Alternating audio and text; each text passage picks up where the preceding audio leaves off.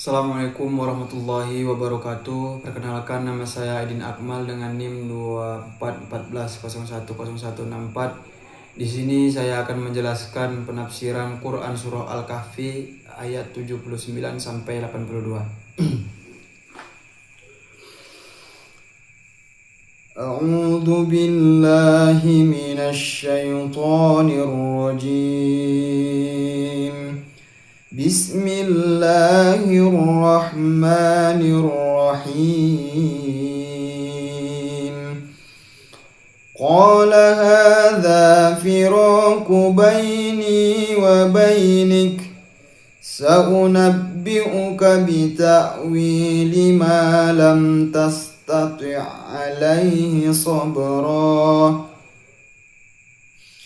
أما السفينة فكانت لمساكين يعملون في البحر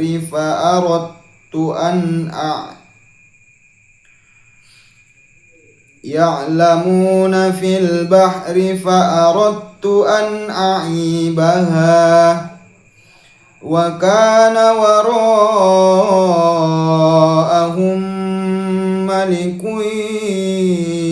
يأخذ كل سفينة غصبا وأما الغلام فكان أبواه مؤمنين فخشينا أن يرهقهما طغيانا وكفرا فأردنا أن يبدلهما ربهما خيرا منه زكاة وأقرب رحما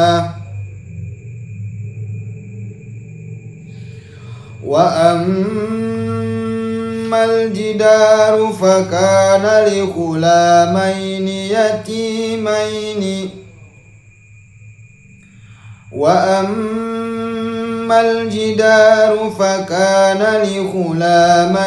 يتيمين في المدينة وكان تحته كنز لهما وكان أبوهما صالحا فأراد ربك أن يبلغا أشدهما ويستخرجا كنزهما رحمة من ربك وما فعلته عن أمري ذلك تأويل ما لم تستطع عليه صبرا Sadaqallahul azim. Adapun artinya, adapun perahu itu adalah milik orang miskin yang bekerja di laut. Aku bermaksud merusaknya, karena di hadapan mereka ada seorang raja yang akan merampas setiap perahu. Dan adapun anak muda kafir itu, kedua orang tuanya mukmin, dan kami khawatir kalau dia akan memaksa kedua orang tuanya kepada kesesatan dan kekafiran. Kemudian kami mengkehendaki sekiranya Tuhan mereka menggantinya dengan seorang anak lain yang lebih baik kesuciannya daripada anak itu lebih sayang kepada ibu bapaknya. Dan adapun dinding rumah itu adalah milik dua anak yatim di kota itu, yang di bawahnya tersimpan harta bagi mereka berdua, dan ayahnya seorang yang saleh. Maka Tuhanmu mengkehendaki agar keduanya sampai dewasa, dan keduanya mengeluarkan simpanannya itu sebagai rahmat dari Tuhanmu. Apa yang kuperbuat bukan menurut kemauanku sendiri, itulah keterangan perbuatan-perbuatan yang engkau tidak sabar terhadapnya. Baik, selanjutnya adapun asbabun nuzul dalam Quran surah Al-Kahfi ayat 79 sampai 82 ini, menurut para ulama tafsir, Quran surah Al-Kahfi ayat 79 sampai 82 ini tidak memiliki asbabun nuzul secara khusus. Ayat ini merupakan lanjutan kisah Nabi Musa alaihissalam dan Khidir yang bertujuan mengajarkan bahwa ilmu hikmah Allah jauh lebih luas daripada pengetahuan manusia. Pada ayat ini, Khidir menjelaskan alasan dibalik 3 perbuatannya yang sebelumnya dianggap aneh oleh Nabi Musa alaihissalam, yaitu melubangi kapal, membunuh seorang anak, dan memperbaiki dinding rumah milik 2 anak yatim. Penjelasan tersebut menunjukkan bahwa semua tindakannya dilakukan atas perintah dan petunjuk Allah, bukan atas kehendak pribadi. Kemudian adapun tafsir menurut para mufassir. Yang pertama yaitu tafsir Ibnu Katsir. Ibnu Katsir menjelaskan bahwa di ayat 79 kapal itu milik orang-orang miskin yang bekerja di laut. Khidir melubangi kapal tersebut agar tampak cacat sehingga tidak dirampas oleh seorang raja zalim yang mengambil setiap kapal yang masih baik. Kemudian di ayat 80 sampai 81, anak yang dibunuh kelak akan menjadi kafir dan menyebabkan kedua orang tuanya yang beriman menderita serta terpengaruh kepada kekafiran. Allah kemudian menggantinya dengan anak yang lebih baik, lebih suci dan lebih penyayang kepada kedua orang tuanya.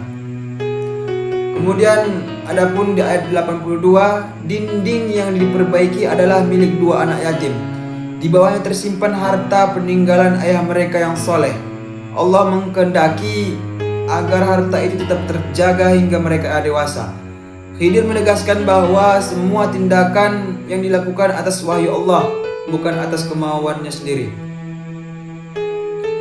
Kemudian yang kedua adapun tafsir menurut Al-Misbah, yaitu menurut M. Quraisyhab.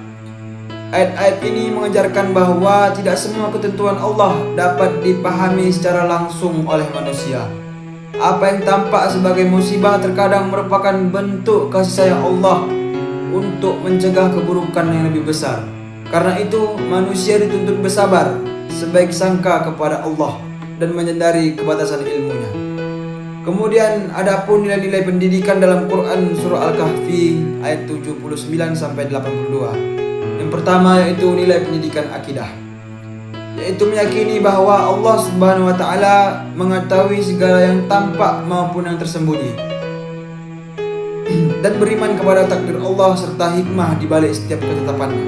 Kemudian yang kedua ada nilai pendidikan akhlak, yaitu bersabar ketika menghadapi ujian yang belum dipahami hikmahnya dan bersikap rendah hati dalam mencari ilmu.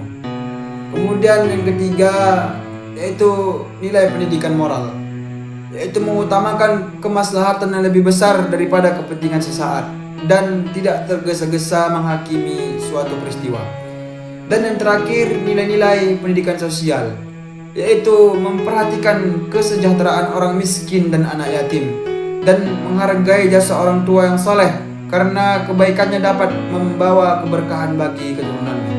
Mungkin hanya sekian yang dapat saya sampaikan. Saya akhiri. Assalamualaikum warahmatullahi wabarakatuh.